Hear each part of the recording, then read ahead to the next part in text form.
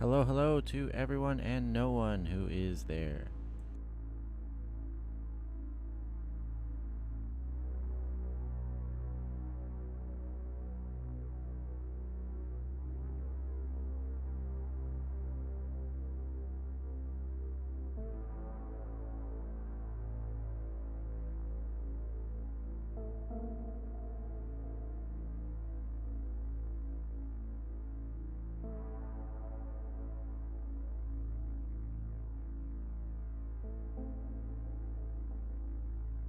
Got some interesting weather around my place tonight, so I actually captured about 15 minutes worth of lightning footage outside my place, like basically looking back over the roof, and it was pretty impressive. I'm currently uploading it to my personal YouTube at the moment just to make sure I've got it uploaded somewhere, and then beyond that, I'll probably try and figure out somewhere else to put it up so that I can share it. I might do it here on Rival Indigo.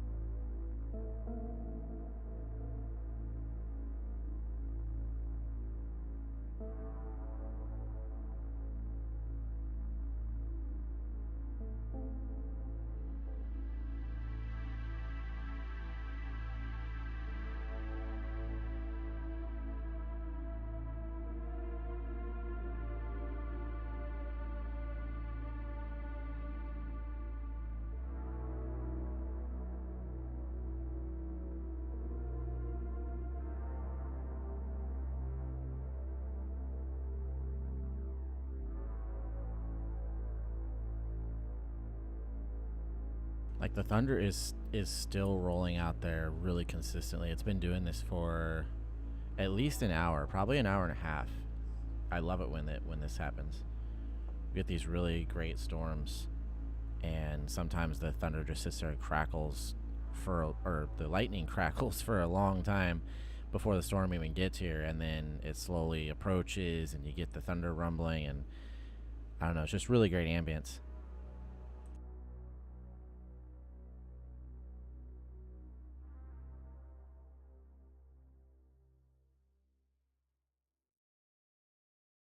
If there's a little background noise, it is probably the AC running. I like to try and get it to blast a little bit for a bit before, like during a storm, just in case I lose power.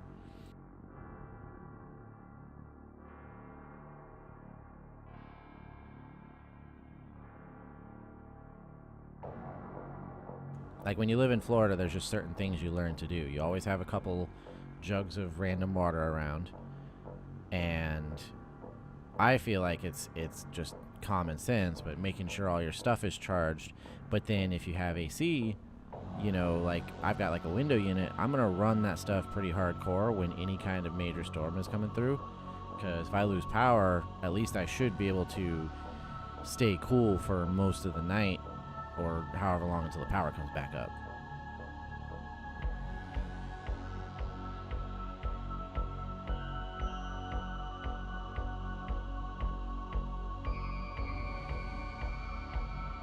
Of course, got the spooky vibes going on with a horror synth playlist called Elm Street, of course, by White Bat Audio.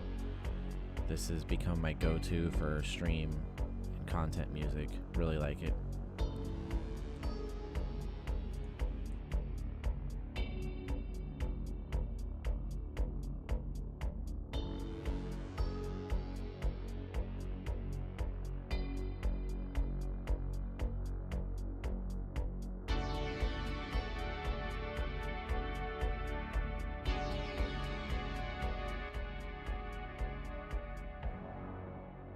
So until anyone gets here, for now, I think I'm just going to kind of chill.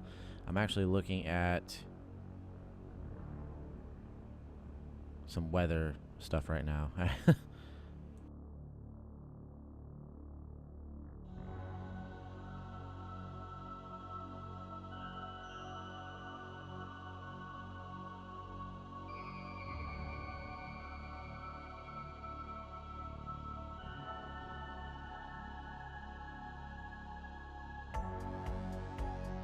And the screen is now awake.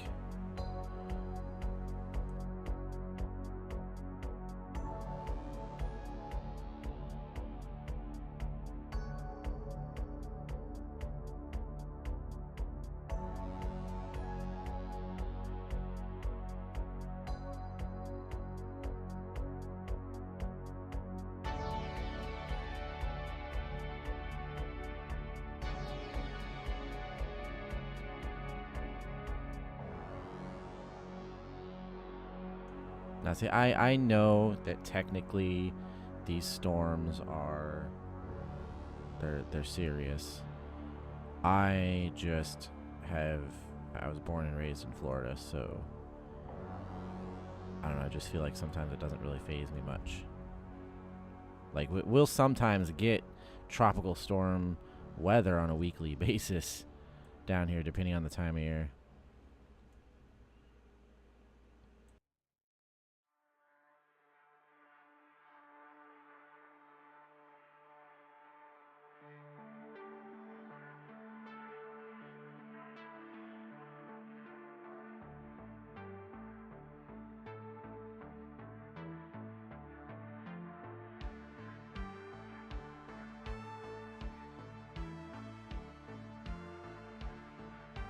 I'm actually starting to see some pretty good flashes of light outside my window. So the footage that I got earlier, it was definitely a little bit in the distance. It was approaching. Like, I haven't re-watched it, but I think I got the audio pretty good. But you could hear the rain started coming in toward the end, and the rumble started to get a little bit more pronounced. So it's definitely arriving now.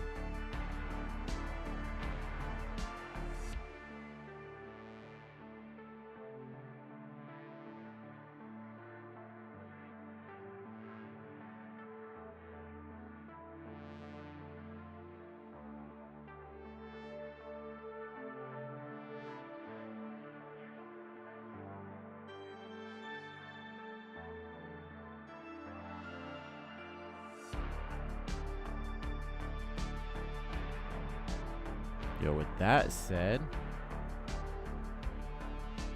oh man, yeah, it's hitting right out there.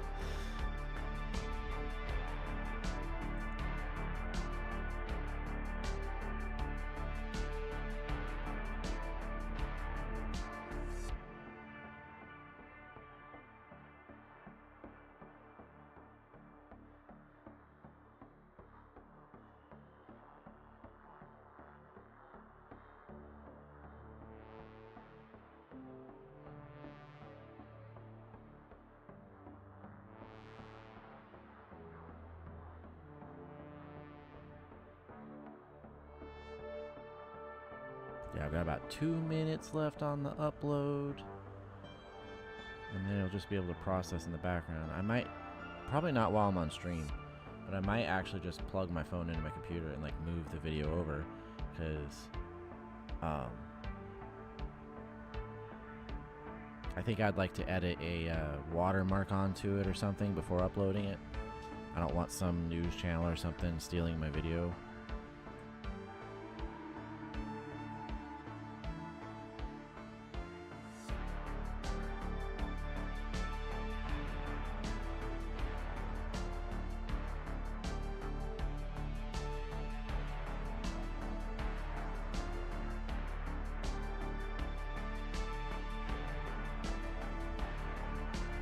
It's kind of crazy though, because like everything that I was watching about 30 to 40 minutes ago as it approached and that I was recording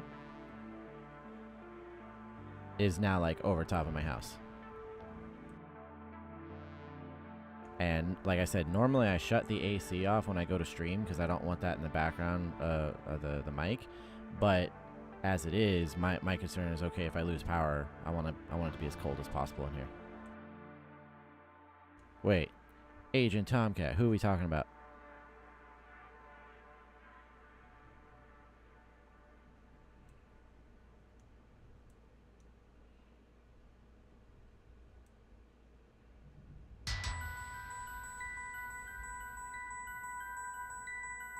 Pretty crazy weather.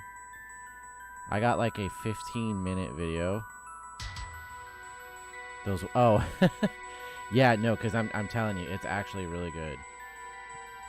I walked outside of my front door and just looked past the roof.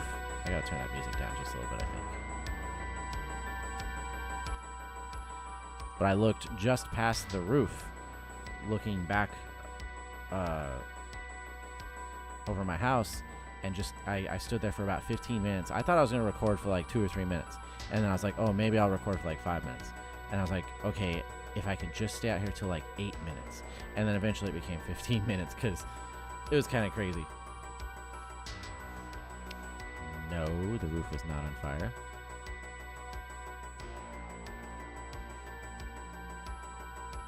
But it's really good photos. There's some crazy spider web lightning and some interesting bolts. And then you start getting some thunder coming in.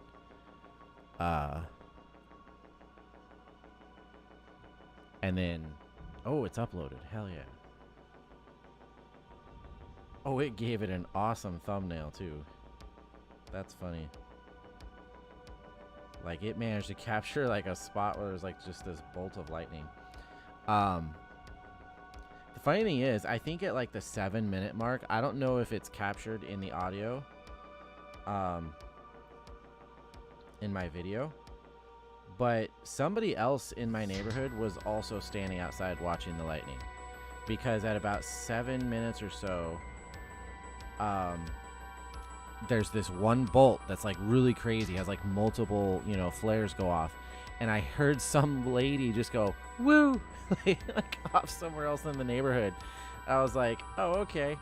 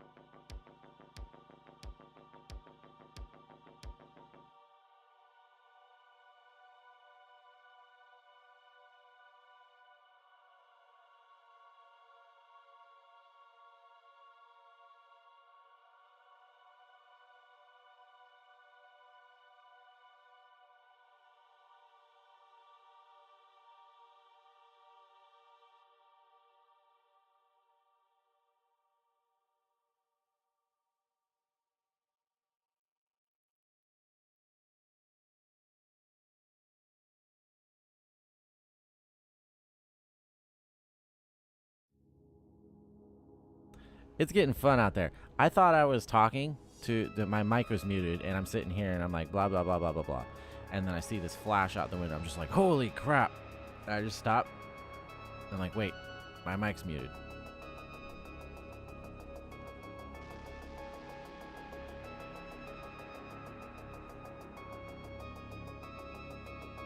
So, anyways, I've uploaded it to my personal YouTube account, so I'm gonna send it to like friends and family.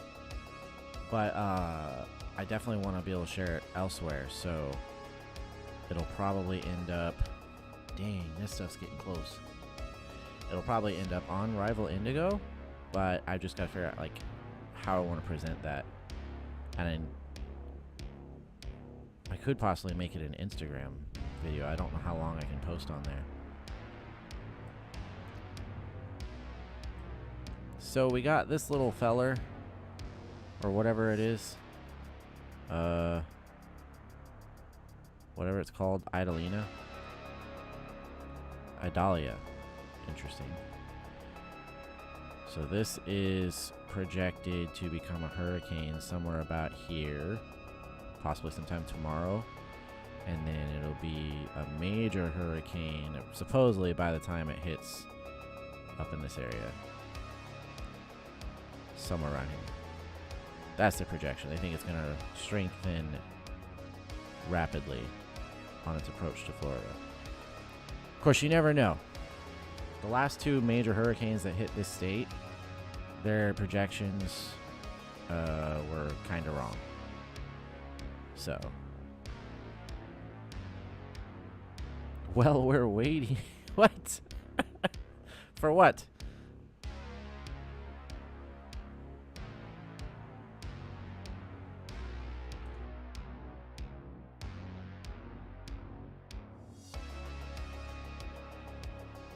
What are we, aka just you, waiting on?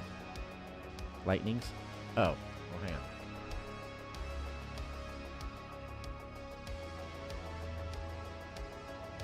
Well, I honestly, I was like not sending it to you because I was like, well, no, he's my viewer, and I don't want him deviating from the stream.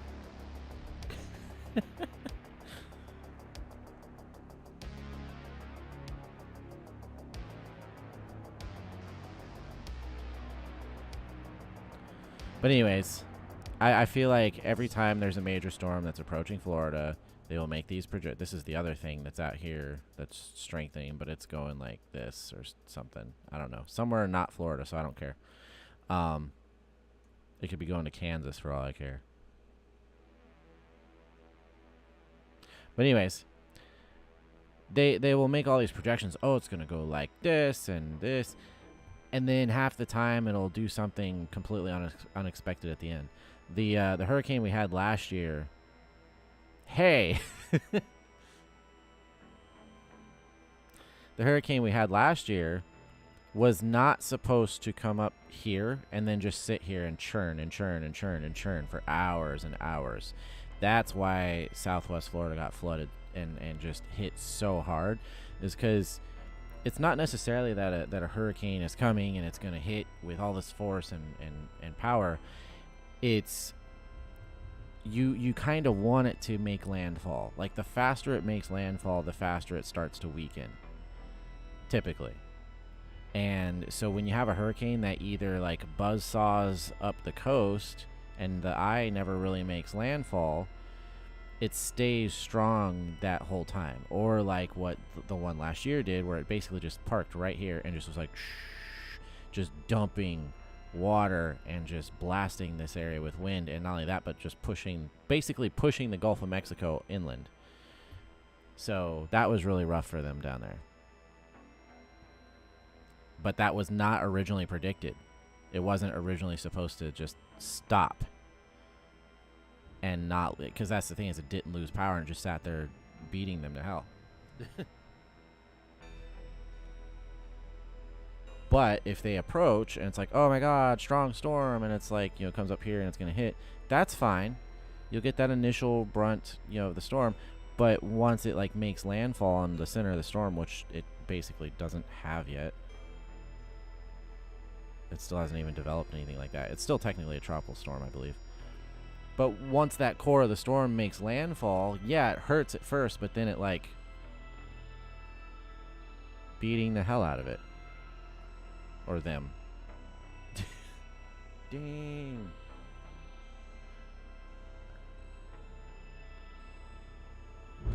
Oh.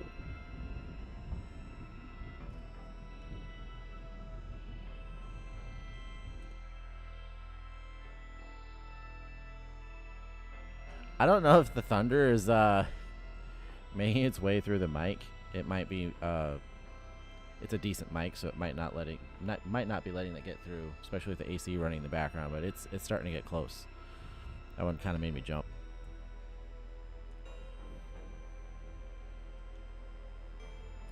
Either way, I see these and I see them freaking out, saying, "Oh my God, it's going to be a Category 3. It's going to hit us really hard." Blah blah blah.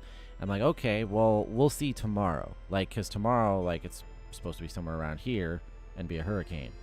By then, their whole tracking could change. Something could happen and suddenly it's going to veer off west, or something could happen and it's going to just continue north, or it's going to come inland a little sooner, or something like that, right? So that's why, like, my mom will be telling me about these storms, and I'm like, oh, okay, whatever. I didn't even know there was anything possibly coming until this afternoon when somebody was like, oh, yeah, everybody's rushing to the gas stations, and I'm like, why? What's going on? Well, didn't you hear about the hurricane? Like, oh, I don't know. I just thought Tuesday weather was on the way.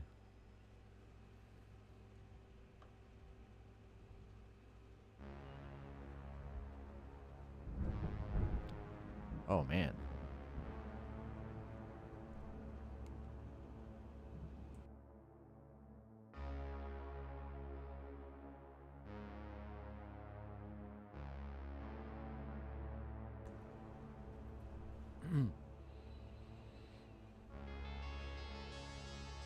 Yeah, I figure with the storm tonight, as long as I stay on air, it'll probably be a spooky video night. Maybe talk about the weather a little bit.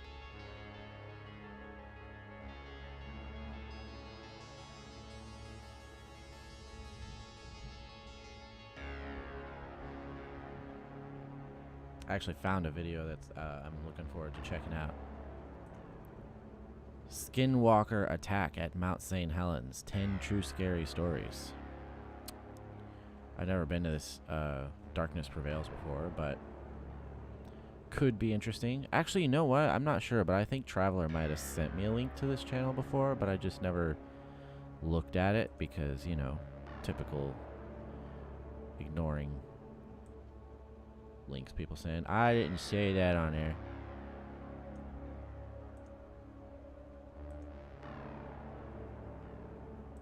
Yeah. Should be interesting the next couple days, but, typically about once a year we get one of these things to be concerned over, I suppose.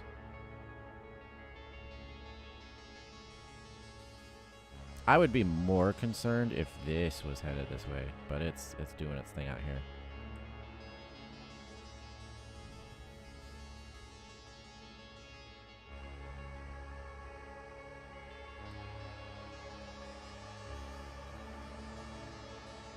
Anyway, I'm gonna pause that. Yeah, see, they show this little cone here. Major hurricane somewhere in this range. And of course, people, it's not like it'll be hitting all this area, but it's not going to have this strength everywhere. So I always tell people, like, we're pretty accustomed to having tropical storm force winds and rain and stuff fairly commonly, and they're not even be a tropical storm. It just happens to be the wave of thunderstorms that came through that week. It's just the fact that it's more sustained.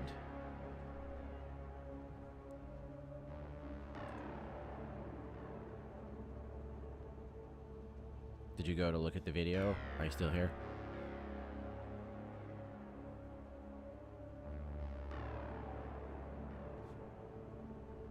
I think he left.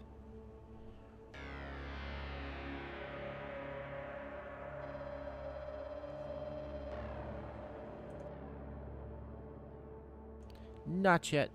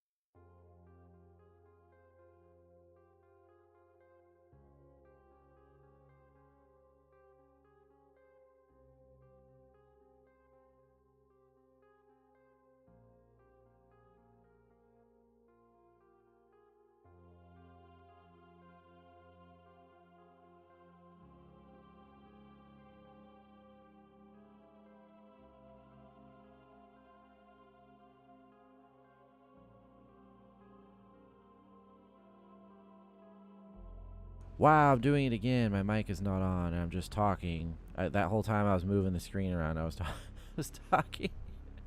Maybe you got the idea there, but I was saying, I don't know why. For some reason, I always think of Guantanamo Bay being over here, not over here, and it's literally the other side of the island. So that's not good.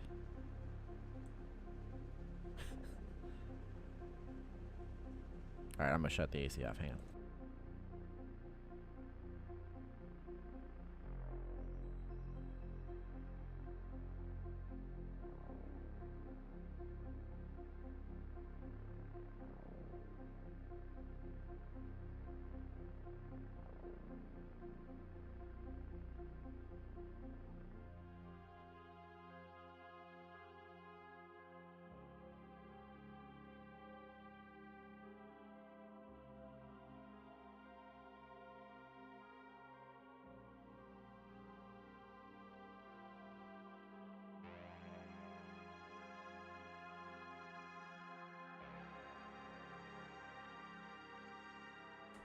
Wonder if some of the thunder might come through with the AC off.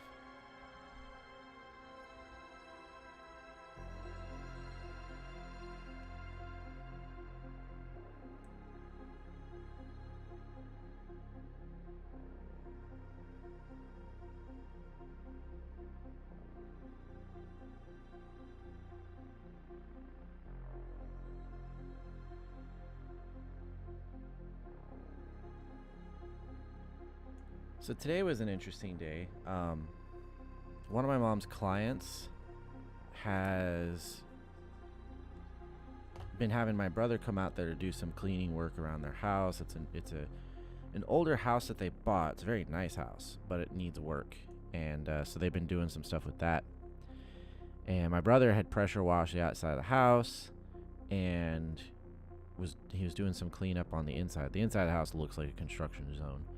So it's kind of weird. It's like being refurbished and stuff. It's like they don't even live there. But they needed the gutters cleaned out. It looks like they hadn't been done in a couple years at least. So I went over there today, and they live on a lake, and it's beautiful, or it was beautiful today. So I spent the whole afternoon, about 4 hours, on a ladder with a pressure washer, going around and blowing out all the gutters, getting them all cleaned out. So that was fun. Thankfully, it was mostly shaded, and being on the lake, there was a pretty consistent, cool breeze coming off the water.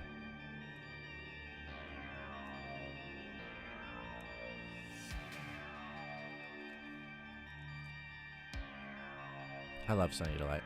Good stuff. I'll take a sponsorship.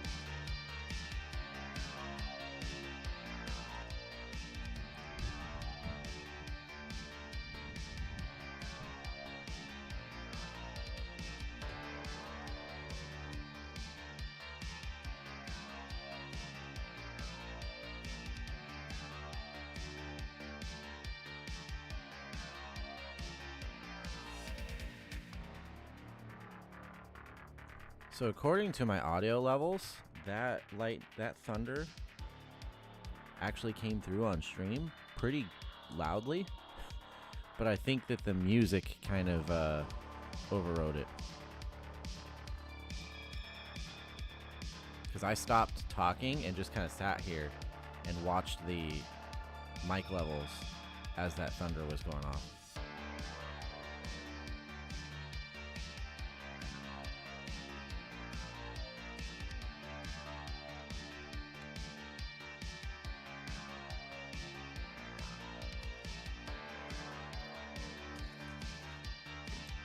All right.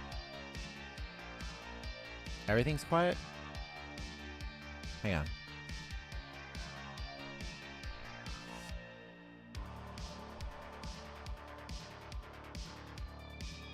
Because the music is definitely supposed to be quieter, but am I coming through quiet?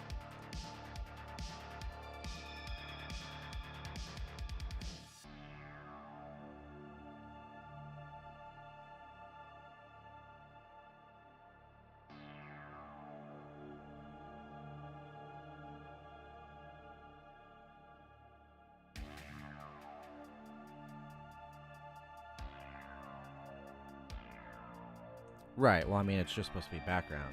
You know, it's not supposed to be... I don't want to have to talk over it to be heard. So the music is supposed to be quieter.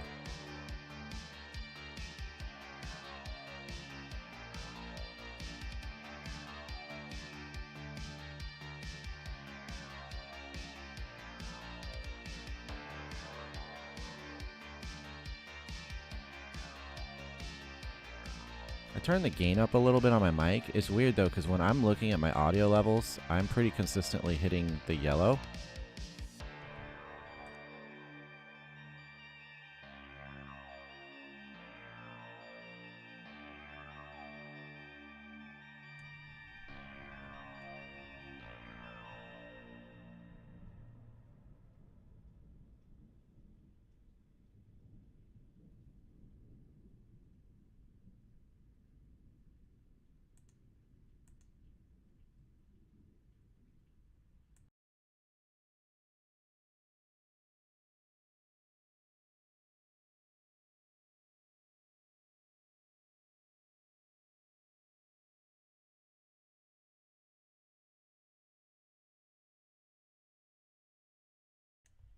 All right, I think I'm gonna go ahead and start watching this video here. I'll have to test the sound on it too, because last time, the last time I had like Matt and Kendra were in here.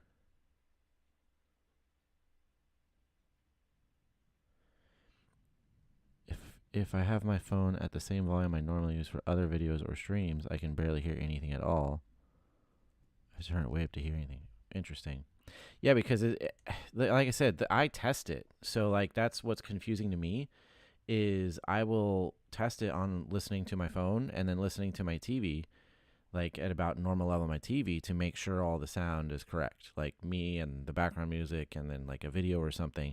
And I'll sit there and hear it on the TV and be like, oh yeah, everything's all good. And then people will come in and say, oh, well, we can barely hear anything. And I'm like, well, I don't know what to do because I don't have the only reference I have is that it's all good. So let me see. This episode is a doozy. Yeah, because like if I start this at this volume level, to me it's like really loud compared to me, and I don't want to be like drowned out by the video. Let me see.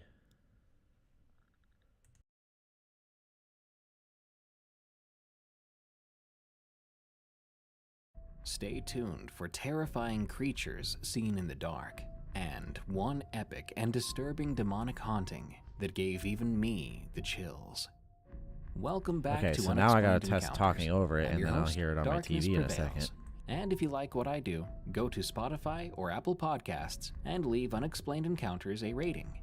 Thank you. Today I've got an assortment of encounters with the unexplained featuring skinwalkers, demons, and mysterious creatures that can keep up with cars on nighttime drives.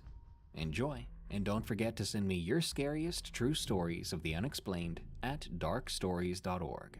You can also go to eeriecast.com for more scary podcasts, such as my other show, Tales from the Break Room. Now, let's begin. Peaceful Night ends in me shooting Alright, so now I'm a going to talk skinwalker. along with him and see From how the audio Snowboy sounds. 382. Can you hear the video and me? I'm 27, and I have a background in public safety and private security. My family has a long history of dealing with the occult, too. On the English side of my family, I have a great aunt who was a black witch and necromancer. On top of that, I have a dozen or so Wiccans in the family. On my Cherokee side, I have a couple of long-deceased medicine men and shamans. Interesting. This happened back in 2019 when I was 23. I live in Washington State, and at the time I lived near Mount St. Helens, known for Bigfoot sightings. I had a stressful day at work and just started my weekend, so I decided to indulge myself in some night driving through the woods. It's an activity I'd recently discovered, and I found it helped me clear my head. Due to my line of work, I'm always armed, and this time was no exception. Like I said, I As could I turn the drove gain deep up on into my the mic, woods, but I then came I across a start vehicle hitting like with its the hazard lights on. higher parts of the I drove past, mostly audio to level. assess the situation. Now, I do admit I was a bit paranoid about this. I'd recently listened to a podcast about someone helping a stranded car and getting ambushed. And then if I turn up the volume on the video, to me at least, I mean, I guess I just deal with it, but to me, it sounds like it's really loud, like really loud on my TV and on my phone, so I don't know. But I also, on my phone, I usually have the sound up fairly loud. Let me test it on there.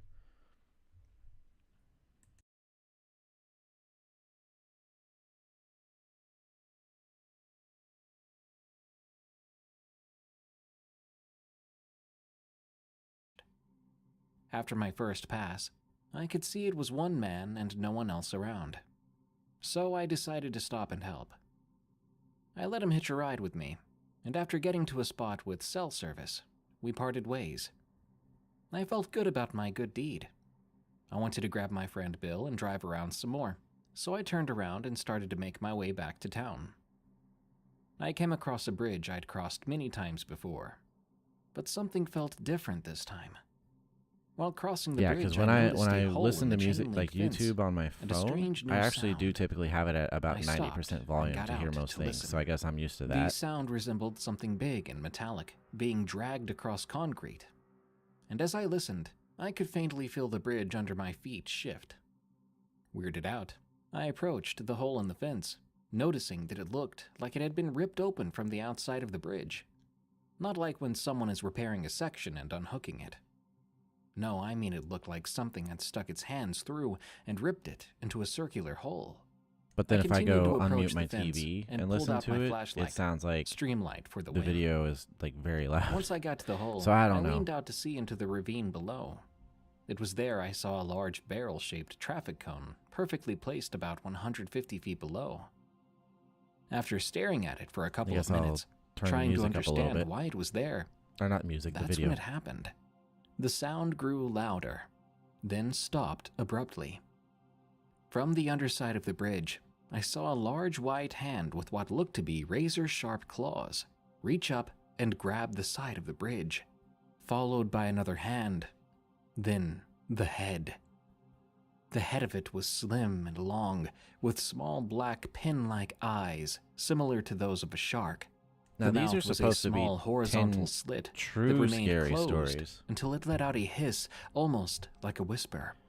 But could these feel its are, breath they're on almost me. like written. That's when reality set in, and I realized this wasn't just in my head.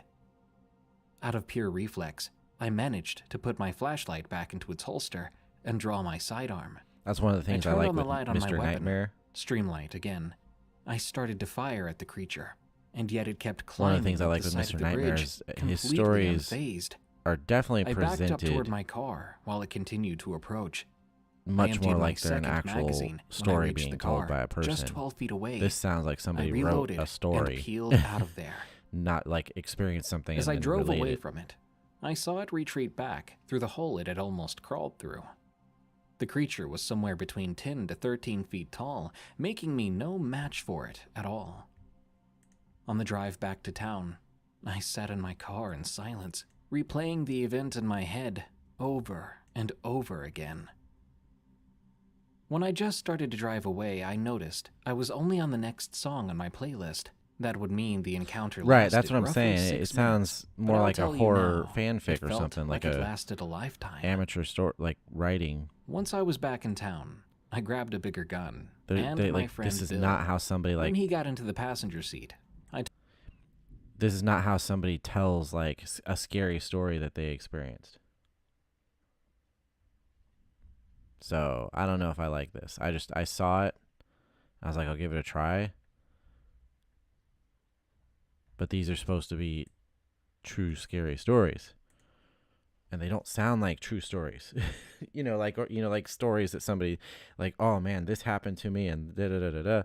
It sounds like somebody wrote a story.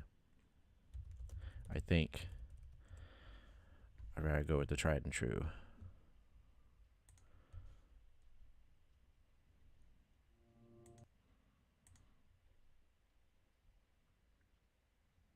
Okay, I think I watched that one last week.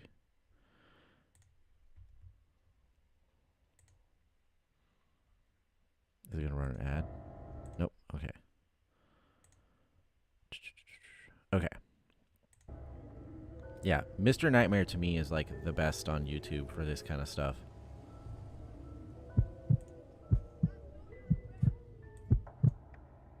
I'm not a big birthday celebrator. So we're going to have this weather for a bit. I'm not the type to make a big thing and invite all my friends out or throw a party. My close friends know this, so usually I'll do something more low-key with my family or close friends. So I've turned up the volume on the YouTube videos, and I turned up the gain on my mic, so hopefully this is coming through a little better. Do something. Not out to bars or anything. We were only 19 at the time and didn't have fake IDs. My friend Jay has a Jeep, so he suggested we go night off-roading on one of the trails about a half hour from our houses. It was this really huge state park that had trails big enough to off-road on. He had done it before. Technically, you're not allowed to, but past dark, nobody's in those woods. Since my birthday's in July, the days are really long. It doesn't get pitch black until around 9 o'clock, and I'd say that was around the time we started heading over to the park. My friend Carl brought a bunch of weed, and my other friend Joey brought a handle of vodka to celebrate my birthday.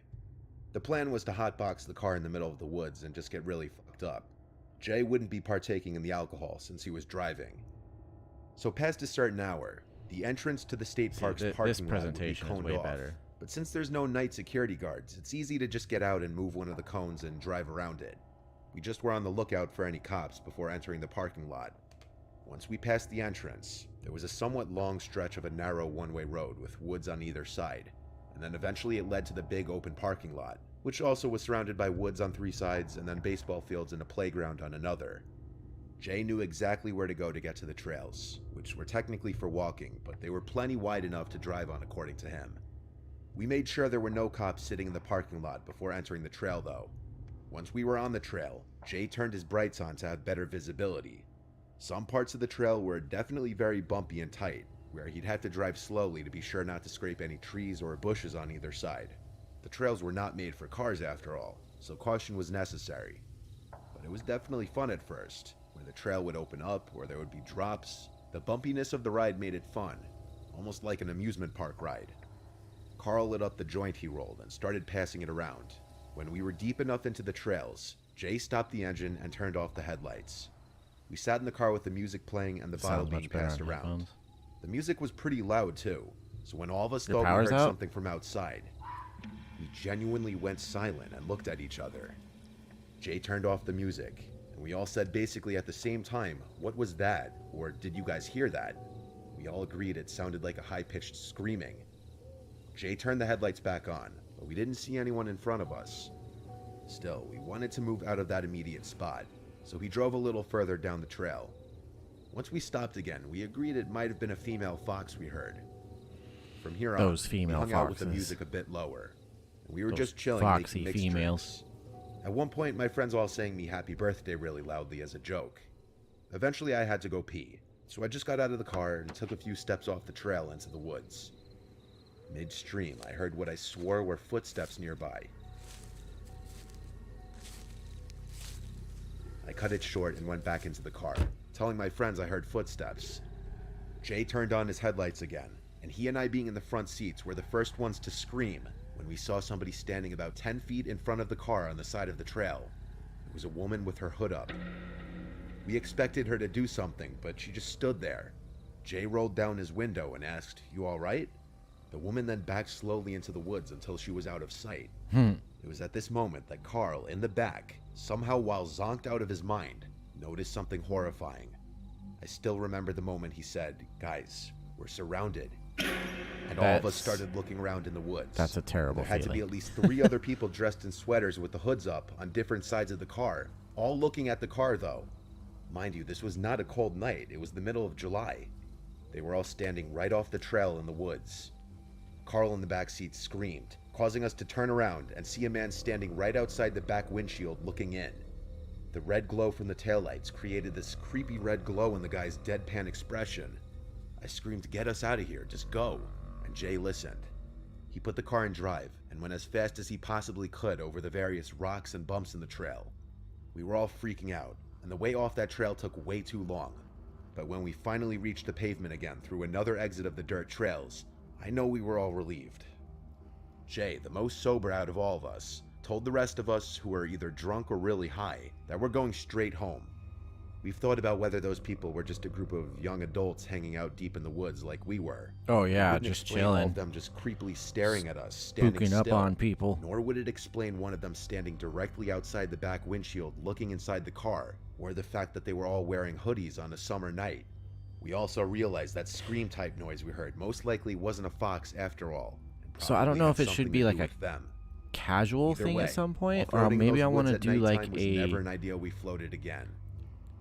clown phenomenon deep dive stream at some point. Maybe, should I save that for like around Halloween? That's I'll a never couple forget months my little away though. sister's 5th birthday, but not for a positive reason. It was at a tea room type place that did Because princess I've parties wanted for to kids' like dig into that birthdays. for a long time I didn't now. want to participate in any of the activities or princess interactions since I was worried about people thinking I was a baby, like a typical tough 6th grader. Instead, I was playing on my DS in a chair in the hallway when a random woman approached me and asked, "Hey, you're Gloria's kid, right?" Gloria is my mom's name, so I told her, "Yeah." This lady tells me that she's my Aunt Sarah and that I was probably too little to remember the last time Sarah. we saw each other. She started talking about how big I had gotten and asked how I was doing in school. Yeah, I was clown. pretty used to these kinds of interactions with relatives, so I didn't question it at all and gave the usual answers. Sarah then told me that she brought a large dollhouse as a birthday present and needed help carrying it out of her car. She told me But that she I also had want brought to another cake check into and offered me the the clown first slice if I phenomena helped of her. like what was it? I was almost 12, 2016, so I was taught about 2017? creeps and the fact that this was an almost textbook kidnapping scenario. But like I said, these kinds of interactions were super common in my family. I also admit that I made the mistake of trusting Sarah more because she was a woman. So I agreed to help and followed Sarah out the back door.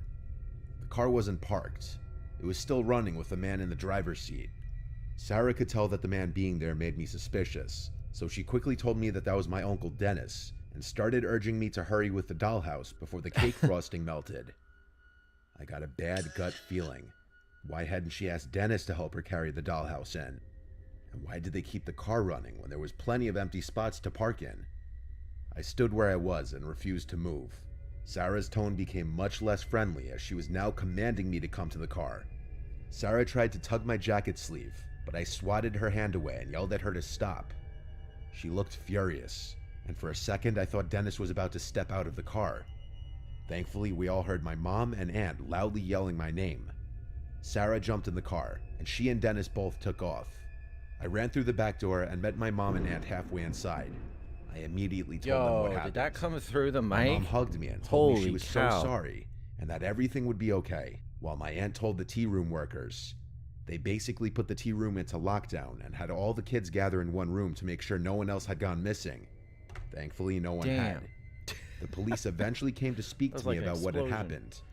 I told them as much as I could about Sarah and Dennis. The police officers I spoke to promised me that they would get back to me and my mom if they found out anything new, but we never heard anything back from the police about Sarah or Dennis, It did? whatever their real names were. As far as we know, they've never been caught. I still have no idea how Sarah knew my mom's name. Probably because I have I the just game try to be turned up grateful on the that mic I'm now. okay and avoid thinking about what would have happened to me if I hadn't listened to my gut and had followed Sarah to the trunk of her car.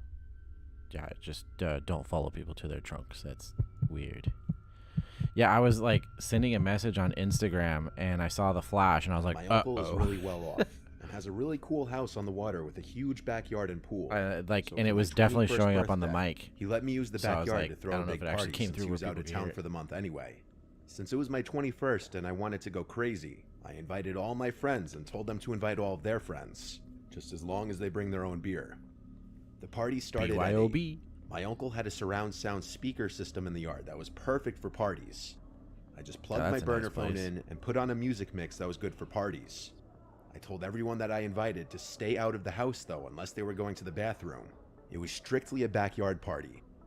I quickly realized there were more people than I was anticipating. Almost all of my friends who I invited showed up, with extra people accompanying them.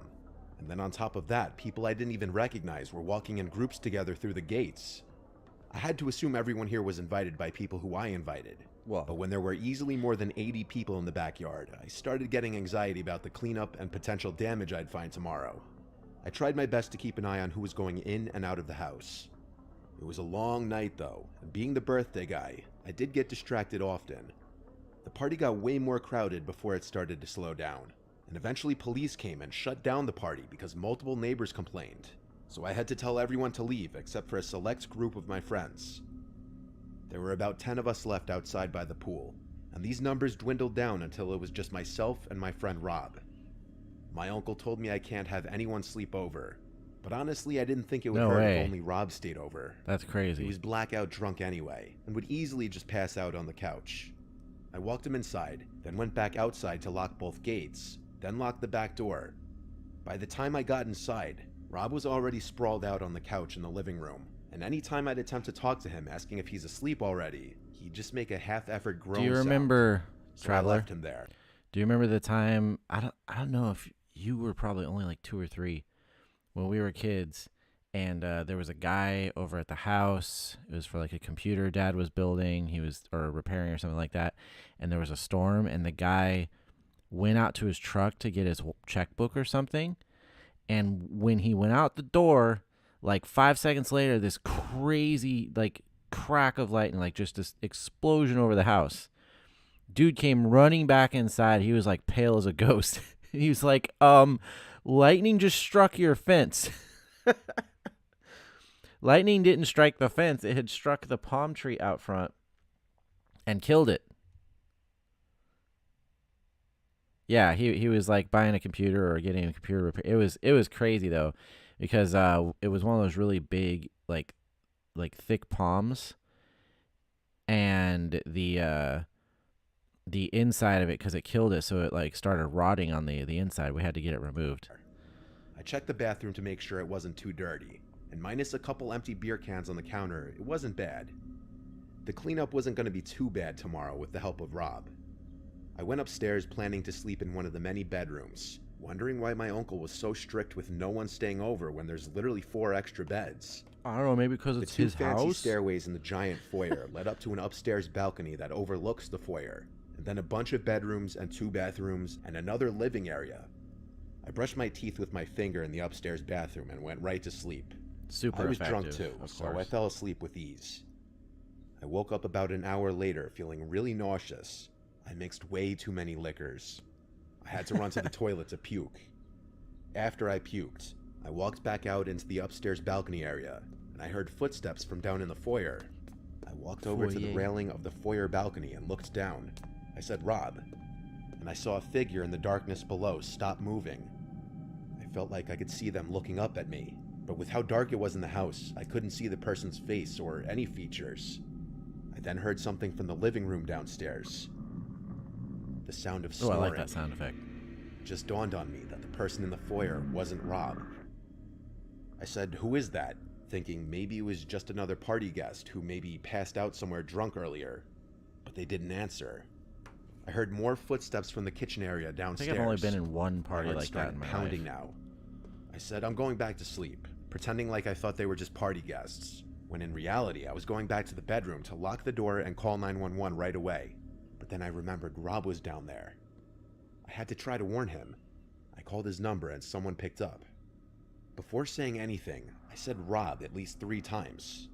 All I heard was breathing on the other end. Never good. I hung up the phone and dialed 911 now. And while on the phone and whispering to the 911 operator, the doorknob to the door twisted around, and then there was a light knock on the door.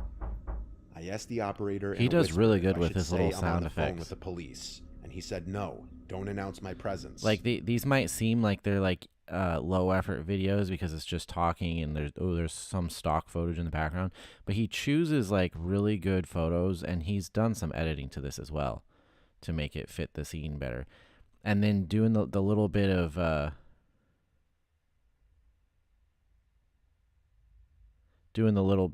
like ambience with the sounds and stuff. Like, he does good with these videos. There's effort put into it. I asked what about my friend Rob, and he paused for a second as if he didn't know what to tell me. Then he said, Lightning struck your house?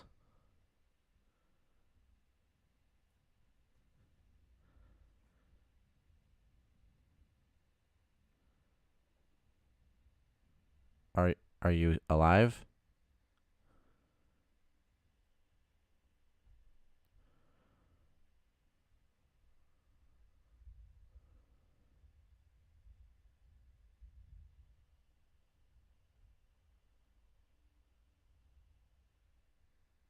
Hello, traveler?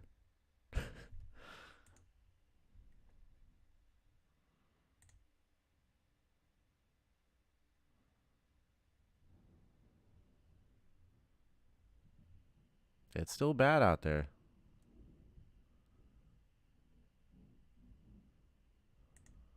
It's not going away anytime soon.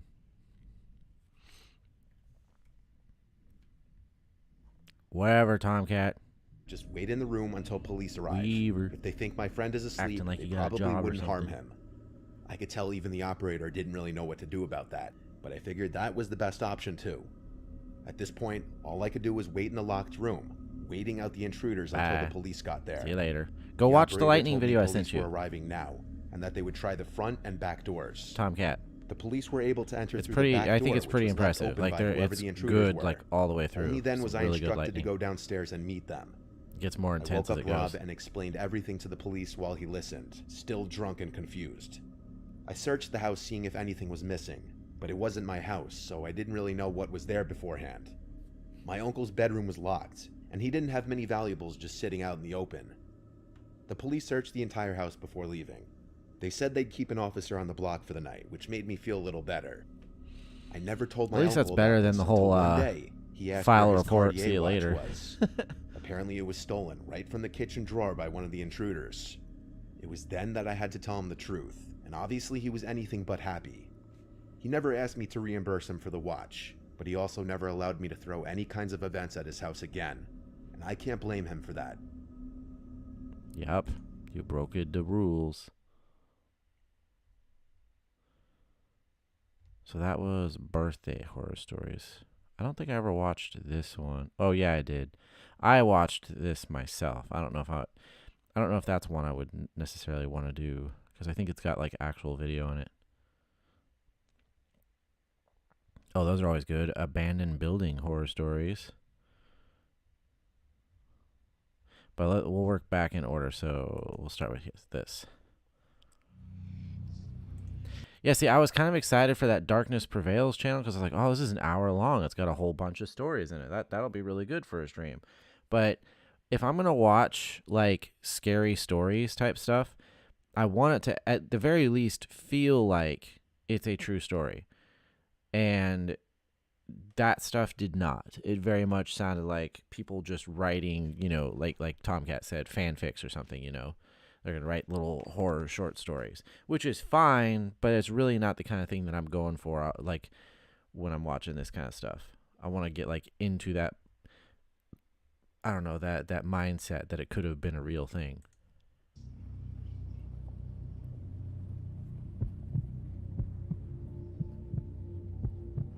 When I was around 12, Especially with I had the one thunder bedroom outside. in the house that wasn't on the second floor. My parents' house was a high ranch, so when you entered the house, it split off to 2 floors. one half flight of stairs going upstairs and one downstairs. The downstairs level had the den, the garage, my bedroom, and a bathroom. The other 3 bedrooms in the house were all upstairs. What's that, Since Traveler? I grew up the oldest and the only boy in the house with 2 sisters, I got the room downstairs because it was the biggest and technically the coolest room.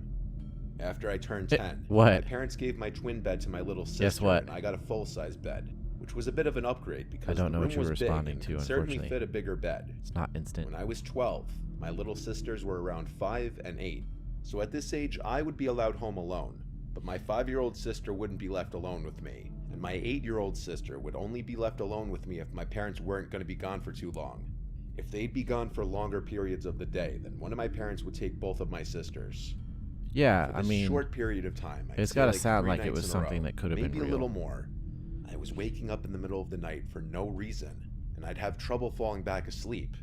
That's why, like, when we watch anything cryptid or UFO, like, there's a lot of them where I'm like, whatever, you know.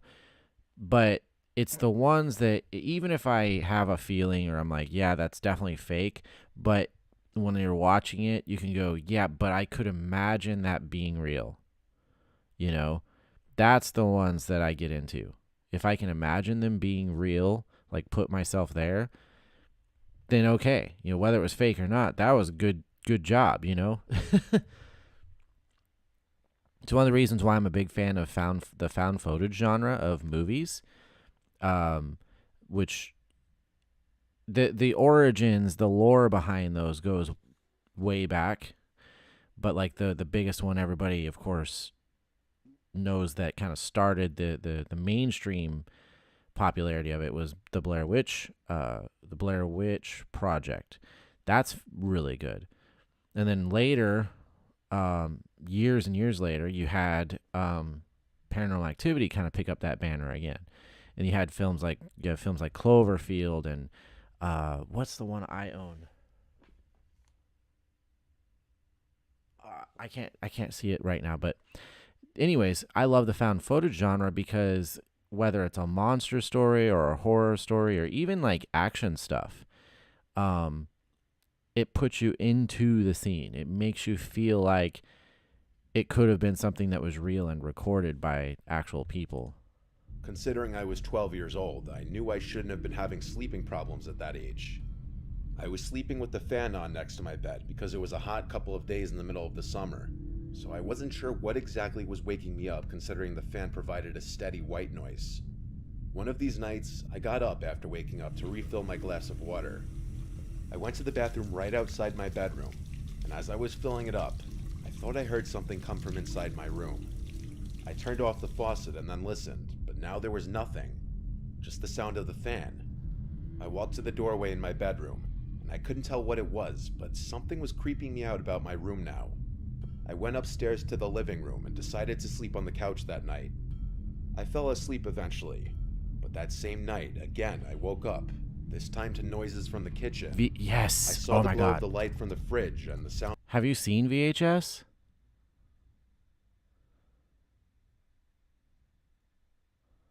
Because the VHS movies, holy cow. Not only are they just really good found footage anthologies, but the way that they link them all together, spoiler alert, I mean, it doesn't really tell the exact, but the way they link them all together across the whole movie eventually, and then I think even across, because there's like 3 of them. I think there's 3 VHS films. But what I love with that series is the fact that it makes you wonder, well, I mean, obviously that has to exist. Like, there has to be so many lost home VHSs out there.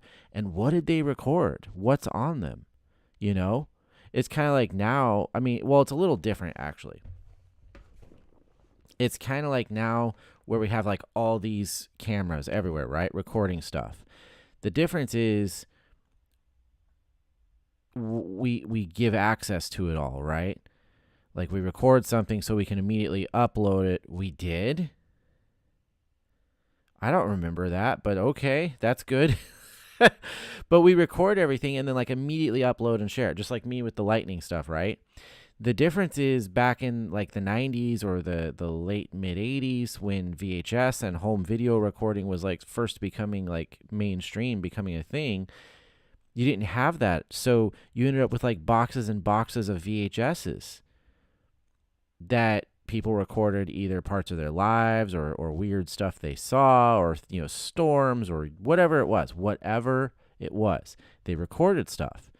But instead of it getting published for everyone to see and question whether or not it's real or a hoax or whatever is going on, it's sitting in some box in a closet somewhere or in a storage unit or something, right?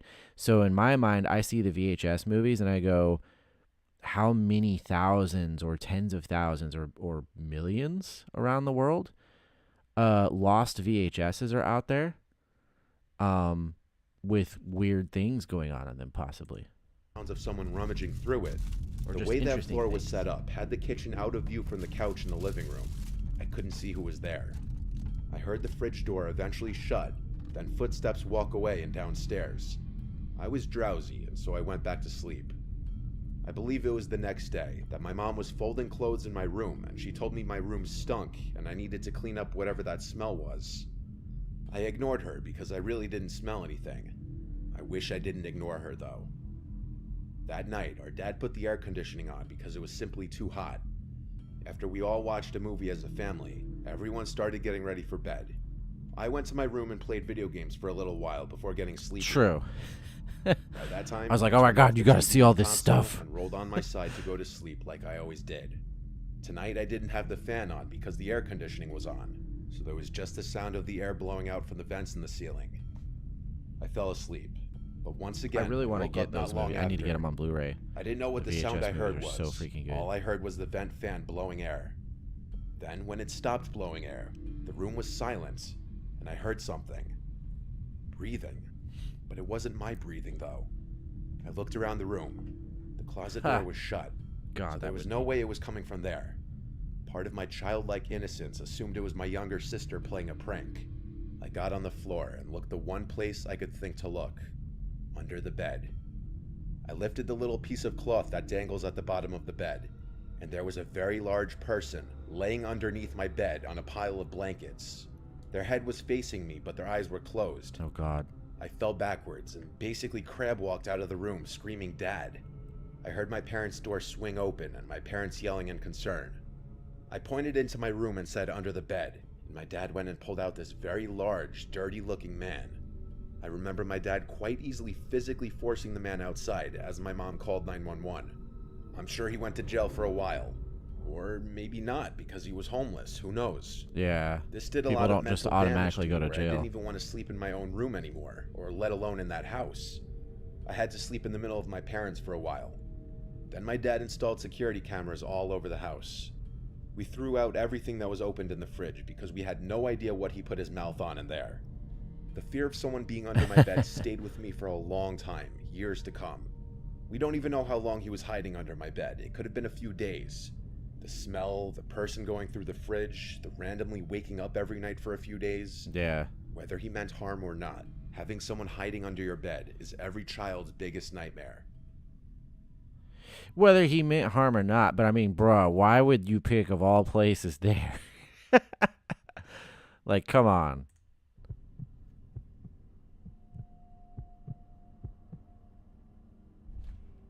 This Ooh. story is from my great-grandfather, who is Little currently at bass the ripe there, old age rumble of in the house. 101. He's told this story at family gatherings for years. He's from the city of Yaroslavl in Russia. I guess it was the Soviet Union when he was born there. Being from the USSR, of course he served under the Soviet Union during World War II, then fleeing to the United States a few years after to escape communism. He told me this story again recently. It happened not long after You the fight Battle for of communism, Veliki and then you have to which wasn't a escape it. major battle of the war, but it still ended up in a large amount of Soviet and German bloodshed, as most battles at the time did. It was the evening, and according to my great-grandfather, it was very cold that night, like hellish cold. They were in a small house/building that was one of the few with no damage to it, which made it nice because it was warm. Him and his comrades were celebrating with drinks, songs, laughing, and joking, what you could imagine a celebration would look like. At some point in the evening, 2 fellow soldiers walked into the building. My great-grandfather and his friend Sergei didn't care for these 2. Sergey. It was apparently because they were loudmouths and were just unpleasant guys. I can't hear that name and not think of Mission Impossible Ghost Protocol, the beginning, where he's in the Russian, I think it's the Russian prison or something like that. And the dude that he'd been in there with, when he finds out like who he is or whatever, he's like, "You're not Sergey?" Sergei asked my great-grandfather if he wanted to go out and have a smoke. He agreed, and the 2 put on their heavy coats and walked out into the freezing cold air. My great-grandfather pulled out a cigarette, as did Sergei, and then he lit both of their cigarettes. They were talking for a while, both enjoying their cigarette and basking in the glory that came along with winning the battle that had been going on for about 2 months. After my great-grandfather finished his cigarette, they were both about to go back inside when they heard what sounded like a man scream from the woods in the distance. I always Feeling hate it that, was like the scream the from one of their screams from the woods comrades, deal. possibly being attacked by a patrol of pissed-off Germans, they went back inside quickly and grabbed their guns. Because of the fact that there might be armed Germans, they got a bunch more of their fellow soldiers to run into the woods with them. My great-grandpa mentioned I that do as like he the got deeper Suicide into the Forest woods, stuff. he started to get a weird feeling. I actually watched a video where like some dudes were dread and exploring fear. there. They didn't show anything, They couldn't you know, hear like screaming anymore. Logan Paul or whatever My did. great-grandpa suggested that they all split But into I still think it was duos pretty and search awesome for to do the whoever whole it like was. off-limits exploration Sergei of went that with him, forest. while the others went off in their own duos. After about 2 minutes of walking through the dark, cold woodlands, my great-grandpa said that he could hear faint crying, like someone was in pain. Sergei heard this too, so they walked to where they heard the crying sounds. They started seeing drops of blood in the snow, so they both began to take the situation as more of a threat than they were earlier. It still gives me chills when my great-grandpa tells me this part. When him and Sergei got to the source of the crying sound, they had found the most bizarre and disturbing scene they had witnessed. 2 German soldiers on the ground, one of them dead, one alive. One of them had their uniforms ripped and bloodied. The alive one was cowering by a tree, muttering stuff in German. He didn't notice my great-grandpa and Sergei right away. My great-grandpa then walked towards the other body. The corpse was horrifically mutilated, missing limbs, skin ripped off the face. His uniform was shredded and it looked like he had been scalped. Another thing that stood out to my great-grandpa was the smell. He couldn't describe the smell, saying it wasn't like a dead body, but more like chemicals. The corpse looked fresh. Sergei investigated the living soldier, who then, noticing Sergei, jumped back in terror, as if he had been traumatized. He was shouting stuff in German. Obviously. It was only then that my great-grandpa noticed that his leg had been torn apart and his chest was bloody. He said he could remember that German screaming something like "Das Kolas" or something similar. Sergei Coca-Cola? pulled out his pistol and put the German out of his misery with a single shot to the head. Almost immediately after this, my great-grandpa described hearing moaning-like noises, and that's when a very tall thing started running in the darkness away from them. Afraid, Sergei and great-grandpa started shooting erratically in the direction of the thing. The other men ran over, but the thing was gone. All of the men were reprimanded when they got back to the village, but a report was sent to the high command. It was never investigated further. My great-grandpa claims that it was the most terrifying experience of his life. It makes him stressed when thinking back on the sight of that mangled German and that thing.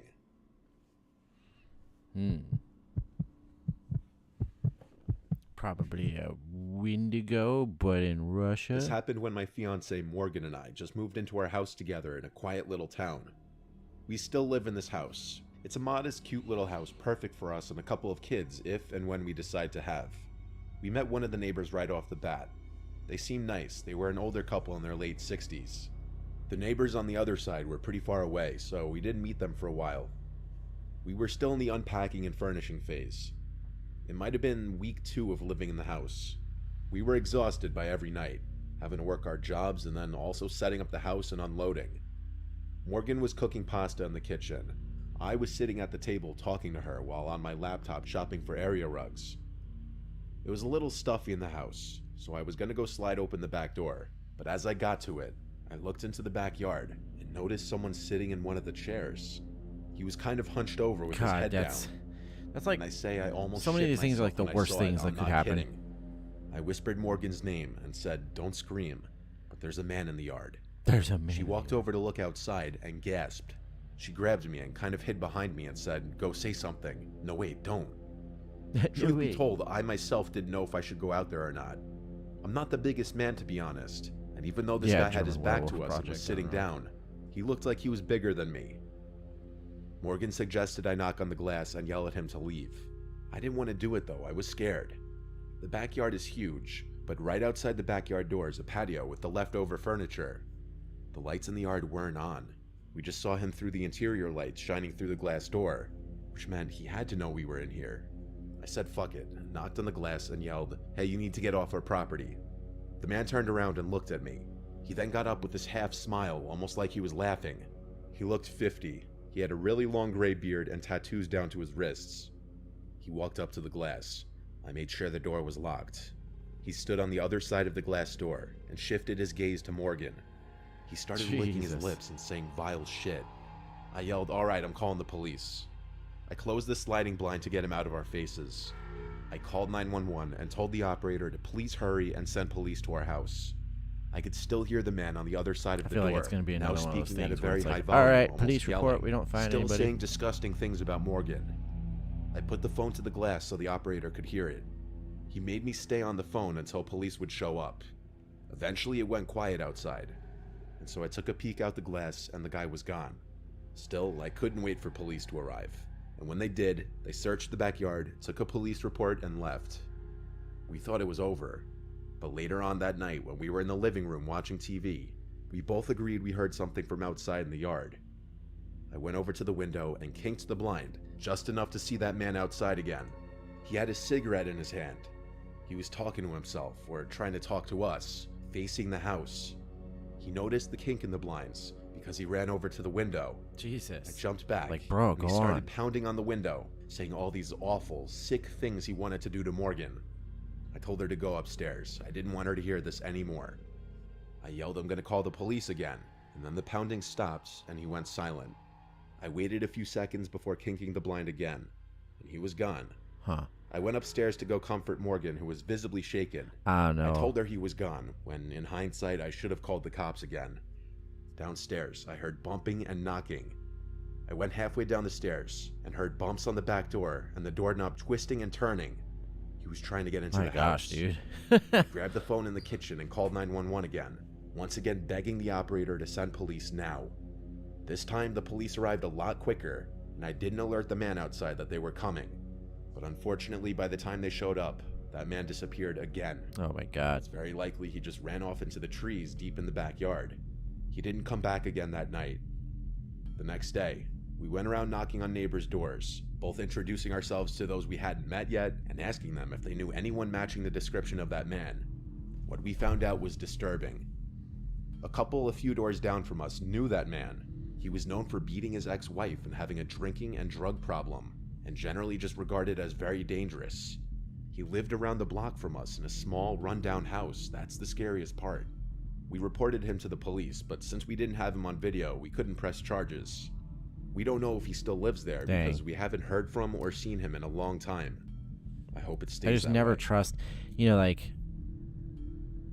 when something like that has happened, I feel like the part to me that would be disturbing and I guess violating about it is the idea that, well, they obviously targeted you.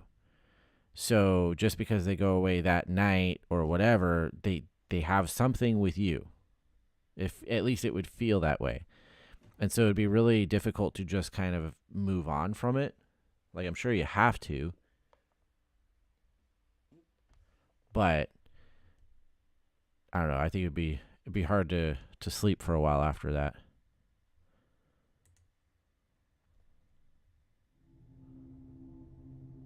Oh, so these are ones I really like too. I love abandoned house stuff,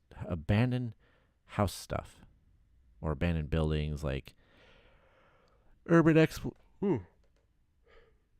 sorry, I was yawning there. Urban exploration and all that kind of stuff.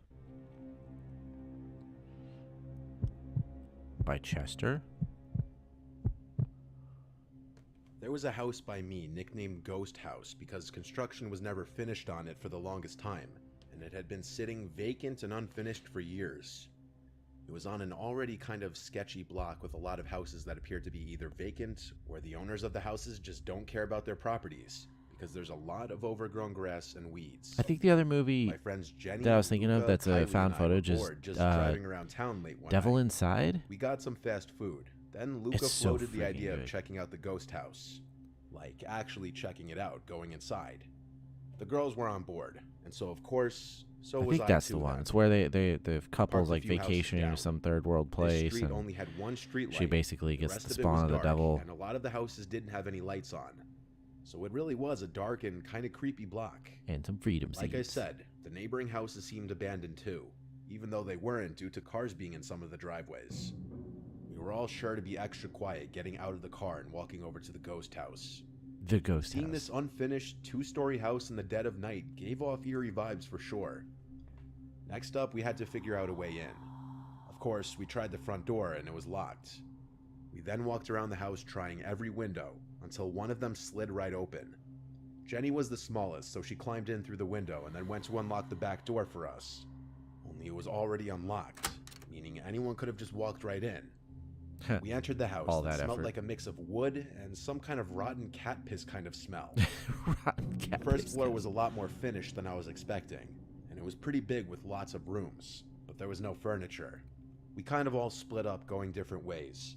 I went up the stairs to the second floor, and up here was a bit more unfinished, with a lot of the wall framing exposed. I heard rustling around from downstairs, the sounds of my friends being a bit too loud, so I went shh really loud down the stairs. Upstairs was pretty empty, so I went back down to run into Jenny, who asked what's upstairs. I said it's a bit unfinished up there. She then proceeded to go upstairs and check it out anyway. I proceeded to look for the basement, and I found it beyond a brown door right under the stairs leading upstairs. As soon as I opened it, I got a whiff of that cat piss type smell I was Somebody's talking about. still there. I started walking down the steps, and as I got to the bottom, I could see the basement looked a little more decrepit than the rest of the house. The concrete floor was stained with some brownish, rusty-looking material. My first instinct was to think paint, but the color could also match blood. Yeah. I looked around the mostly empty space and found in one corner a small wooden chair and a little table with a book on it. It was the Holy Bible. I heard footsteps coming down the steps. Oh my god. I said That's a in a bad volume sign. slightly above a whisper, "Yo, come check this out." When I heard no response, I turned around but didn't see anyone by the stairs. I said, "Who's there?" Then I noticed a girl sitting down, leaning on the wall. Only it took me a second to realize it wasn't Jenny or Kylie. It was some random woman with extremely long and messy hair looking right at me. Then I heard one of the girls upstairs screaming, followed by Luca calling my name saying, "Let's get out of here." The only words I could muster up were "holy shit." I ran out of the basement and up the stairs. I saw my friends running out through the back door. I had no idea what they had seen, but I was right behind them. We ran back out front towards the car and didn't stop until we were in. I asked them as we started to drive away what they saw, because I saw some deranged-looking woman come down to the basement. Everyone was talking over each other, but one of the girls finally managed to explain that they saw two men standing in one of the empty rooms on the first floor. They saw some dark objects on the floor in that room, but they couldn't find out what they were in those brief seconds before running away.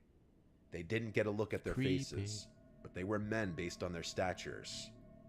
I don't know what the hell was going on in that house, and if we ran into some satanic cult, or if we just ran into some homeless people. You couldn't pay me to ever go back to that house again. I think don't there live in might that be town something or in state between. anymore, so I don't know what became of that house. Like, But based I'm on the pretty most sure there would be recent something Google Maps between picture from homeless person 2019, and satanic still cult, wasn't right? ever finished.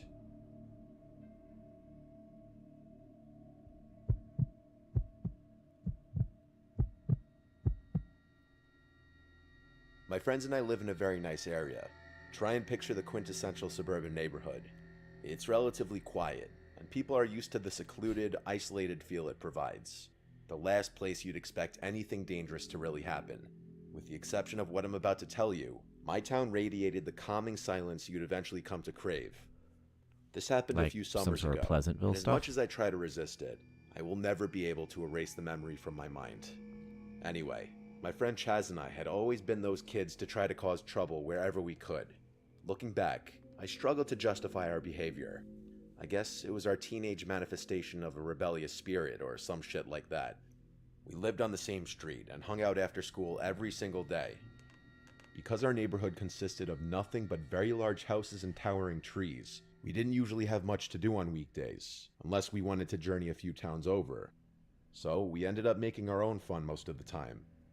In our neighborhood, there was a well-known mansion at the top of a hill that had been abandoned for as long as people could remember. It wasn't really special. Every kid who lived in my town had been inside. The rooms were essentially stripped of anything of value, and finding a wall that wasn't coated with multiple layers of spray paint was almost impossible. It was especially creepy because it stood at the edge of a massive cemetery. Of course Chaz it and did. this cemetery mansion was a kind of default, a plan B if we will. If we had nothing else to do, we'd throw some graffiti up inside or just smoke and chill on the roof. This was one of those nights. It was like 3 a.m. on a Wednesday, and Chaz and I had just been flaked on by a couple girls that we made plans with. The two of us were kind of upset, so we figured chucking rocks at the cemetery mansion would be a decent way to release some energy. Let's just chuck some rocks. Had we been sober, we I'm might have been angry. more cautious Phooey about on doing something rocks. so stupid. But it was late, it was summer, and we didn't care. I convinced Chaz not to drive. We were more than a little drunk. And after about a 20-minute walk, we crested the hill and were met with a familiar yet eerie sight. Vines twisting and hanging down the muddied bricks, most of the windows shattered, menacing points at the tip of the roof. Definitely a sinister feel, especially at such an ungodly hour of the night. Without warning, Chaz picked up a stone and chucked it towards the house. It sailed gracefully before smashing through one of the fourth-floor windows. It was difficult to confirm in the low light of the moon and surrounding streetlights, but the deafening sound of the shattering glass confirmed it. Gleefully, I picked up a rock and did the same, puncturing one of the second-floor windows. Before the mansion's fourth floor, there was a single small window, probably an attic, that stood lonely as the highest room in the house. Chaz challenged me to hit it. I missed a good 10 throws before giving up with an aggravated sigh. Chaz grinned, picked up a rock, and said, "Watch this." He took a long look at the tiny target and launched it. I watched in awe as the rock flew through the air, shattering the attic window with a satisfying crash. I was shocked. The two of us stood there for a second, admiring what just happened. Chaz was about to pick up another rock, when I, still looking at the shattered window, saw a dark object fly out of the emptiness and sail down towards us. I literally jumped, confused as to what I just saw. Chaz and I looked down at the rock that had just landed on the gravel in front of us. The exact same rock Chaz had just thrown. They threw it back. It was easily recognizable, as it had a sort of Z imprint on one of the faces. The two of us stood there in silence, obviously a little shaken up. It was really late for other kids to be doing the same thing we were, but that was the only explanation we could come up with. We agreed that it must have been a group of teenagers trying to mess with us, an idea that actually excited us. The devious grins on our faces told the story. We were going to try and get the jump on them before they could scare us. The two of us quietly made our way to the front door, ducking under a thick vine that hung from the towering pillars above. The door was slightly ajar, but it always was. It had long since been misaligned from its hinges and didn't close properly. As quietly as we could, we stepped inside, our eyes adjusting to the minimal light and our noses to the smell of mildew and rotting wood. We slowly made our way up the creaky stairs, unable to silence the sound of shifting wood beneath our feet. We had made it to the fourth floor. Man, and were there ain't positioned no at the way base of I'm the doing final some crap like staircase. that. Interestingly, I'm sitting we had here, never been I up don't there. want to meet The whatever's at entrance the to top. the roof was on the opposite side of the house, and this room must have eluded us. Chaz took the lead, and I followed directly behind. The staircase led to a small wooden door, which we presumed was the attic door. Chaz put a hand on the doorknob, and even looked back at me. I nodded, and in one fluid motion, he flung the door open. Before I could even see anything, I was struck by the smell that made me take a few reactionary steps backward. It was disgusting. It smelled like death and rot. Something was clearly decaying in that room. Chaz covered his nose and entered. I was a little more hesitant to do so, but I decided that I'd rather be by his side than alone on a pitch-black staircase. The sight was even worse than the smell. We found ourselves staring at a tiny room, the floor of which a white pentagram was painted. Oh gosh, There were a few unlit candles and a closet door that we didn't open. The smell seemed to be emanating from that closet, and I was worried Chaz would want to investigate more. To our surprise, the room was void of people. I had enough, though. Well, somebody This was threw really the starting rock to back. freak me out, and I couldn't fight the urge to leave any longer. I turned towards the door, and that's when I saw it. I looked down the staircase and saw two cloaked figures looking back up at me. I cursed and ran towards Chaz. Just then, We heard stomping up the stairs from behind us. We were screwed. As the stomping got closer to the door, I was prepared to fend off whoever it was, bracing myself for a fight. Just then, Chaz yelled at me, "Dude, come on." I whipped around to see Chaz halfway out of the shattered window, presumably stepping on the roof. I hurriedly did the same, and the second I made it onto the roof, I heard the door forcefully open. We ran across the roof to the entrance we knew about, not wanting to wait to see if we were being followed. Had this situation not been so dire, I don't know if I would have been able to go through with our plan. The darkness made it nearly impossible to see. One wrong step and we would have been sent tumbling to our deaths. I followed close behind Chaz, and we made it to the roof entrance. It was a little hatch that led to a ladder. Chaz failed to open the hatch up. It was locked from the inside. Just then, we heard a booming voice ring out from somewhere in the distance. "They went that way," yelled the freakishly deep voice. Jesus. To this day, it was the scariest thing I've ever heard anyone say. Without thinking, I stomped on the hatch as hard as I could with my right foot, and it gave way and it crashed loud enough to reveal our position to anyone in the house, let alone someone chasing us on the roof.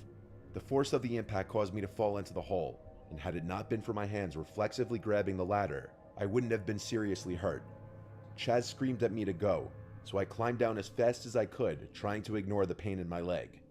The two of us sprinted down the other staircase and burst out the back door, jumping the fence and running into the cemetery. Chaz seemed to be fine. He was literally laughing. I, on the other hand, was so scared. Yeah, I not could real barely funny, think. dude. I never thought squatting behind a gravestone in a cemetery could be so comforting. Chaz and I maintained a watchful eye on the mansion, half expecting someone to be following us. We waited, and just when we thought the coast was clear, we saw a group of 4 or 5 cloaked figures circling the property, frantically searching under bushes and trees. The two of us crept closer into the cemetery, until we were sure there was no chance we could be spotted in the darkness. We hopped the backside fence, and haven't been back to that house since. I can only assume that we stumbled upon some kind of cult meeting or ritual. Why they decided to do it in an abandoned house is something I still ask myself. Well, I mean, where else would you think? Like, it honestly, it sounds like something that would be pretty. I don't want to say common, but like you could definitely picture it happening. You know, out in the middle of wherever, some little town, probably fairly isolated, doesn't have a lot going on, and you got some weirdos who are like, nobody goes to this property, nobody uses it anymore. We want to do our weird ass little stuff, and half the reason they do that crap is the atmosphere. So that's going to be part of it.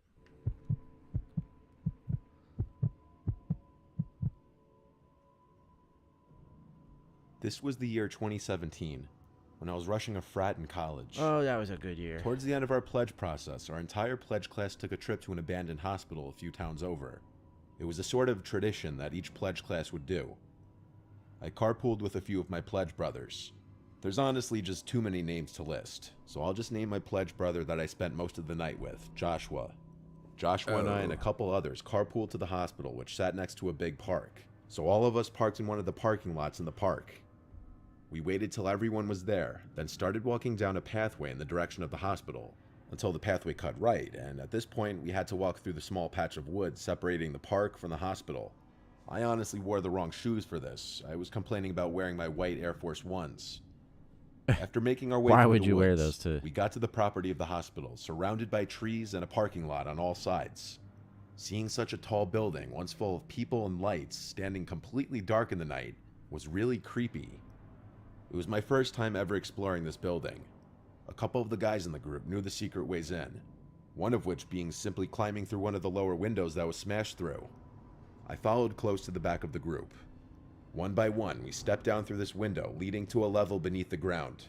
The floor on this level was wet, making me really regret my shoe choice now. Joshua and I stayed in the back, following behind the rest. There were like 10 of us, wanted to so come being in inside. such a large group, No. the scariness of being in a place like this. We went up the I like how stairs. it's like the drug addicts or Everyone's murderers, steps echoed through the whichever building. one they happen to We be. traversed the creepy hallways that had been abandoned for decades. The walls surprisingly not littered with graffiti. James, one of the guys who was very experienced with this place, said not a lot of people break in because no one thinks to cut through the park to avoid the security in front of the parking lot. Eventually the group started to split up a little bit. A small group of guys went this way, a small group of guys went that way. We were on, I think, the second floor. when Joshua and I decided to go down this separate hallway/corridor. Some of the rooms in this place seemed like they hadn't even been gone through since the place closed down. Others looked like they'd been rummaged through and had small amounts of graffiti in them. Joshua and I were in a hospital room with the bed and medical equipment still in there when we heard someone walk past the doorway to the room. We both turned and caught just a glimpse of a black shadow why would they walking just be past like, the door out oh of yeah, view. you come inside, We bro? both looked at each other, then said, yo, who is that? I walked into the hall, and at the end of it, I saw someone standing there. I couldn't tell if they were facing me or facing the wall. All I saw was their body. I said, who is that? Then whoever it was walked into the room next to them. Joshua came into the corridor now, and was confused at what I saw. I told him someone was here, and we should just go back to the group. We left down the opposite direction, back towards our group. We eventually started to hear the echoing voices of our pledge brothers. As we were getting closer, all of a sudden, there was an almost deafeningly loud, blood-curdling scream of a woman coming from the direction we just came from. Yeah.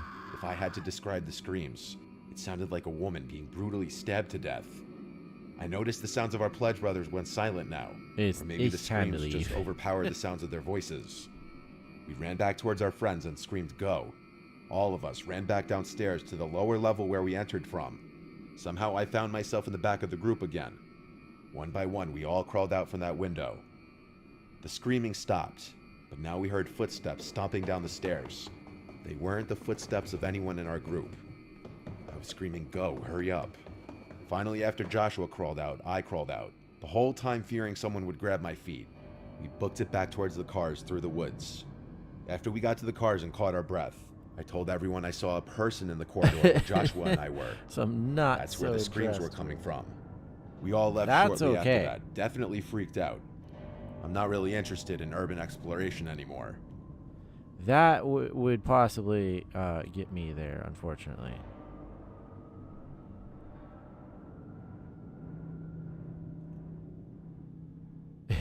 There's some not so good. Well, the nutso parties, I don't know about that, you know, but the not so dressed girls, that's fine. This is fine. Let's see what we're looking at for weather. I think it's starting to finally fade out.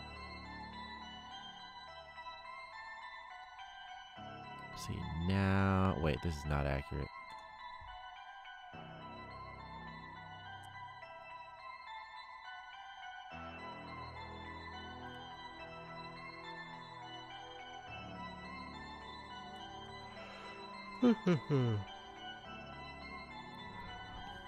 I don't think this is going to be a long stream. A lot of it determines how long I'm going to stay honest if I have an audience. But the other aspect is, yeah, I'm very tired because I worked Sunday and stayed out with coworkers. It's kind of become like a little thing for us on Sundays. We finish the lunch shift and then we chill and have a drink. I don't want to do it too much, but oh man, there might actually be more coming tonight. Interesting.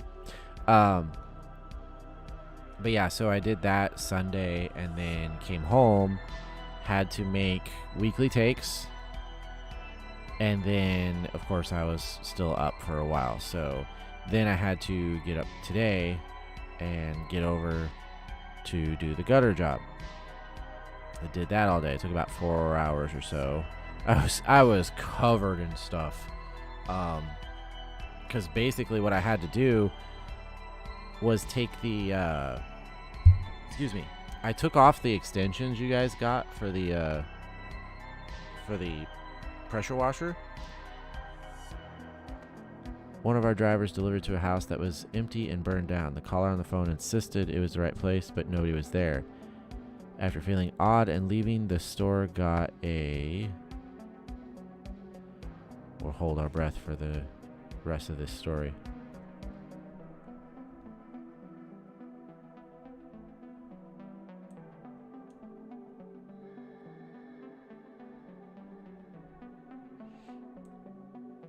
Strange call asking them to send the driver back. They were in the basement and could come up now. Driver very rightfully refused, I would say.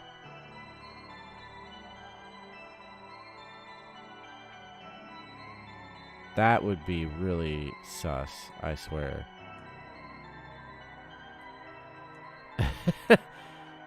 You should, see, you should take these stories that you get and you could turn them into your own little, like, it doesn't even have to be horror all the time, just a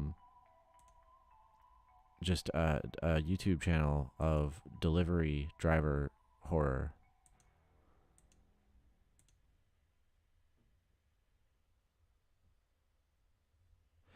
But anyways, so I used, there was like a really short wand, like an old one they had there, and I put that on the pressure washer, and I put like the widest spray nozzle on it. And yeah, I got the ladder out, and I would climb up the ladder, and I would get to the thing, and I would like, I was wearing a boonie hat, and I put on a windbreaker over top of my clothes, and basically just I was coated in gunk from the gutters. So that was about 4 hours, I think, but I got them all done. They were all cleaned out. I even made sure to go over to the downpipe, the drain part, and spray down those as much as I could to try and like unplug them and make sure like water was flowing through and stuff. So it was fun. Now I just need the money.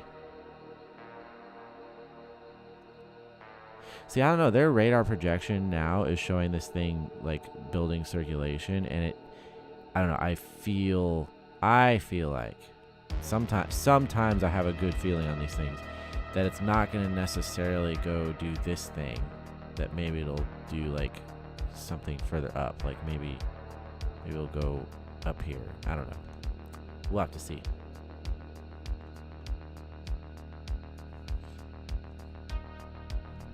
Tonight I drove through an invisible river running across the road in the rain, nearly stalled. Oh God.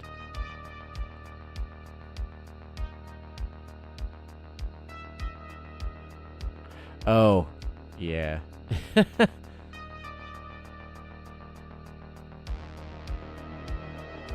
Yeah, well, that was actually the hardest part of it was that stupid alcove area. Because, not because of the shape or anything, but all the gutters in that side were like really messed up. Like to where they were like bent and sagging over. And so after I had sprayed the crap out of it, the water would build up in it, and I would like grab the ledge and pull on it to like pour the water out. But yeah, those kind of sucked. When he got back, I was just finishing everything up, and I was like, yeah, everything's all cleaned out. You know, the gutters should be good. Most of them are okay. I said, but some of those ones in the back, they definitely messed up. You might look into getting new ones. And he was like, yeah, I know, they're kind of shot. So that was fun. It was a nice little day trip down there, and got it all done. Did something productive with my day off, I suppose.